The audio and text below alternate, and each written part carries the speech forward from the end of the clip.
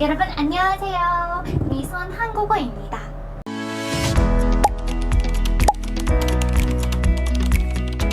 خب بچه ها الان ما کلی حرف رو یاد گرفتیم. بریم یه مروری کنیم از حروف این صدا. حرف کیوک، حرف نیون، حرف تیگت، حرف ریر رو یاد گرفتیم. درسته؟ از حروف صدادار آ، آ، او و او که بعد یاد گرفتیم هجای دو حرفی بسازیم که تلفظ تک تکش رو براتون گذاشتم و بعد کلمه یاد گرفتیم که از روش بخونیم. این جلسه قراره 2 تا حرف صدادار و 3 تا حرف بی صدا یاد بگیریم که حروف خیلی مهمی هستن. بعدش هم بهتون تکلیف میدم. تکلیفا رو میتونید انجام بدین و سری بعدش جوابش رو براتون میذارم. پس بزن که بریم. خب بچه‌ها بریم سراغ حرف‌های بی صدامون. اولین حرف بی صدایی که می‌خوایم یاد بگیریم خیلی شکلش راحته به خاطر اینکه شبیه یکی از اشکال هندسیه، اما به طرز نوشتن فلشش باید دقت کنید. چه شکلی بچه‌ها؟ اینجوری. اول یه خط اینجوری میاد، بعد این و بعد این. شبیه یه مربع است، درسته؟ مربع. اما اینجوری ننویسید. عین فلش بچه‌ها. این. خب پس فلشش شد 1 2 و 3. حالا صدای این حرف بی صدامون چیه بچه‌ها؟ مثل خود مربع که با م شروع میشه، این حرفمونم صدای میم میده. صدای م. با این تفاوت که لب‌ها رو به هم فشار میدیم و مثل حرف نیون از توی دماغ صدا ایجاد میشه. نگاه کنید. م. توی فیلم ها توجه کردین یه کلمه هست خیلی تکرار میکنن، همون معنی چی یا چی گفتی. توجه کنید میگن بو یا بوراگو. شبیه ب میشنوین، درسته؟ دقیقا همینه بچه ها. این حرف می ما هست که با این تلفظ یک کوچولو شبیه ب شنیده میشه، اما دقت کنید. پس این از حرف میم ما اسمش هست میم. بریم سراغ دومین حرف بی صدا. خب دومین حرف بی صدامونو دقت کنید بچه ها. اول یه خط اینجوری، بعد اینجوری، بعد این و بعد این. اول فلشش رو دقیق یاد بگیرید. 3 خط از هر کدوم بنویسید. بعد که جا افتاد میتونید شکل تحریرش هم بنویسید. بچه این حرف ما با 4 تا فلش نوشته میشه، اما در آینده اینجوری خیلی می نویسن. من خودم به شخصه بچه اینجوری خیلی می نویسم. پس فعلا اینو یاد بگیرید. بعد میتونید به هر روشی که خواستید بنویسید. حالا صدا و اسم این چیه بچه ها؟ اسمش هست پی بچه ها صداشو میتونید متوجه بشین. هم اول کلمه اومده هم این پایین. اول کار صدای پ داد، آخر کار صدای ب داد. پس 2 تا صدا داره، صدای پ و صدای ب. حالا از کجا بفهمم چه موقعی صدای پ میده چه موقعی صدای ب؟ معمولا اول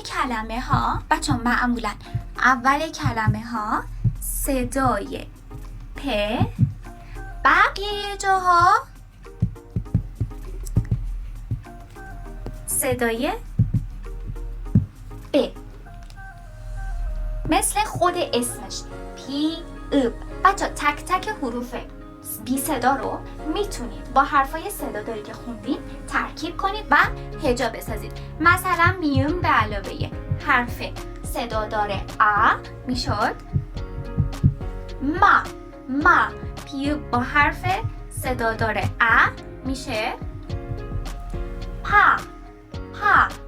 متوجه شدین؟ بچه دقت کنید نمیگم پا، این اشتباس. میگم پا. پی خیلی ملایم. پا. اگر محکم بگید با یک صدای دیگه اشتباه شنیده میشه. خب سومین حرف بی صدامون بچه‌ها به 2 تا شکل میتونیم بنویسیم، یعنی هر 2 تا شکل استاندارد این حرف هستن. یکی این مدلیه. بچه دقت کنید، این مدلی. خب و دومین مدل استانداردش هست این. اول یه خط، بعد این یا این. هر دوتاشو میتونیم بنویسیم. این راحت تره چون با 2 تا فلشه، این یکی با 3 تا فلشه. پس یکی این و یکی این. حالا اسم این چیه بچه ها؟ اسمش هست چی اد. چی اد. اسمش رو دقت کنید، چی اد. اول کلمه اومده، آخر کارم اومده، اما توی این اسم نمیشه فهمید دقیقاً صداش چیه. یکیشو میتونم بفهمم چون اول کلمه اومده صدای چه داد، اما اینجا صدای د داد. بازم یه صدای دیگه داره. بچه‌ها 3 تا صدا داره، اما یکی از صداهاش برمیگرده به یه نکته‌ای که در آینده بهش میرسیم. صدای اصلیش بچه‌ها صدای چه و صدای ج هست. چه و ج. معمولا اول کلمه ها بیاد صدای چه میگیره، بقیه جاها بجز این پایین صدای ج میگیره. و اگر این پایین که بهش میگن پچیم بیاد، صدای د میگیره. صدای د. متوجه شدین؟ اگر اول کلمات بیاد صدای چه و چه خفیف، حتی ممکنه بین چه و ج باشه، و بقیه جاها به جز پچیم صدای ج و توی پچیم صدای د میگیره. مثلا یه کلمه براتون مثال میزنم، خودتون بخونینش. الان این رو خوندین، این یه کلمه است بچه‌ها، یه کلمه یه قیده. هم اول کلمه اومده هم غیر از اول کلمه، ولی این پایین نیست. خب اول تشخیص بدین که این کلمه از چند تا هجا تشکیل شده. نگاه میکنم، 1 2 تا هجا. از 2 تا هجای 2 حرفی، یکی اینه یکی این، چه و آ. دوباره دومین هجای من از 2 تا حرف، پس از 2 تا هجای 2 حرفی تشکیل شده. حالا برم صدا کشیش کنم. اول کلمه ها صدای چه، پس اینجا میشه چه با آ، میشه تا. اینجا اول کلمه نیست، پس صدای ج باید بیاد، ج با او. این صدای او میداد، پس این میشه جو. حالا با هم تاجو به معنی اغلب. تاجو.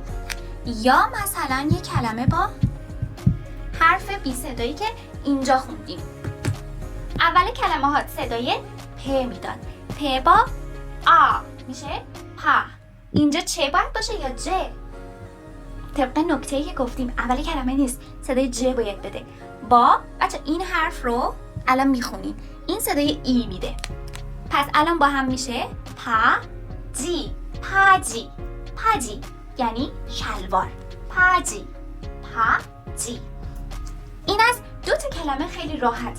حالا بریم سراغ حروف صدادارمون.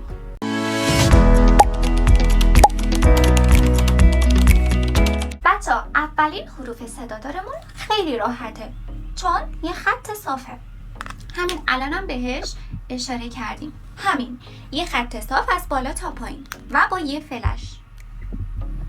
حالا صداش چیه بچه؟ نگاه کنیم به دهن من. ای میبینین؟ ای. ما اینو تو فارسی هم داریم، ای و صداش رو توی انگلیسی با آی نشون میدن که همون صدای ای هست. بچه‌ها به تلفظ این حرف گوش کنید. ای. درسته؟ حالا بچه‌ها این حرف ما درسته که یکم ساده است ولی اونقدر ساده نگاش نکنیم. پس الان با تمام حروف بی صدا کنار حروف صدادار میتونیم هجا بسازیم، هجاهای 2 حرفی که این دیگه تکلیف شماست. و دومین حرف صدادارمون بچه‌ها یه نمه سخته ولی تمرین کنید، باور کنید دستتون میاد. فقط به تمرین نیاز داره چون هیچ چیز سختی نداره. دومین حرف صدادارمون بچه ها قشنگ برعکس اینه. این عمودیه، این افقیه، یعنی یه خوابیده بدون هیچ دندونی. اینم با یه فلش. صدای این چیه؟ بچه ها سعی کنید خوب به حالت دهن من نگاه کنید.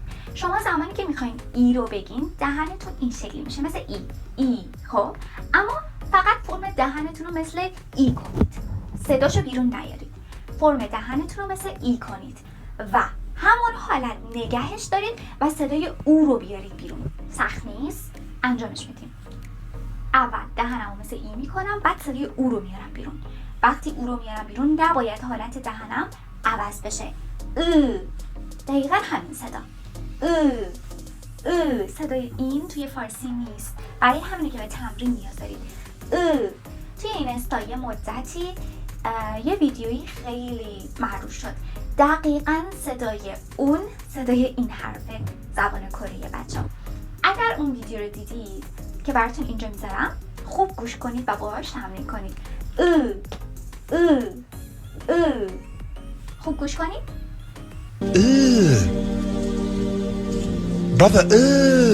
خب داخل انگلیسی بچه ها با این حرف انگلیسی بچه ها نشونش میدن.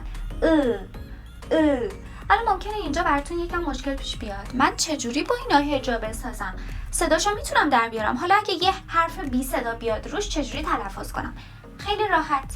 بچه الان حرف کیاک رو با میخوایم بیاریم که با میشه ک.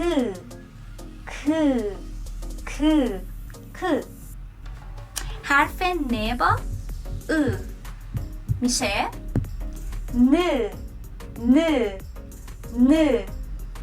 حرف تیگت با میشه ت. و بقیه حروف. بچه این تکلیف شماست، انجام بدید، برای من بفرستید. براتون چند تا کلمه هم آخر ویدیو میذارم، تلفظ اونا رو بعد برای من بفرستید. بعدش من جواب همه رو براتون توی ویدیو بعدی میذارم.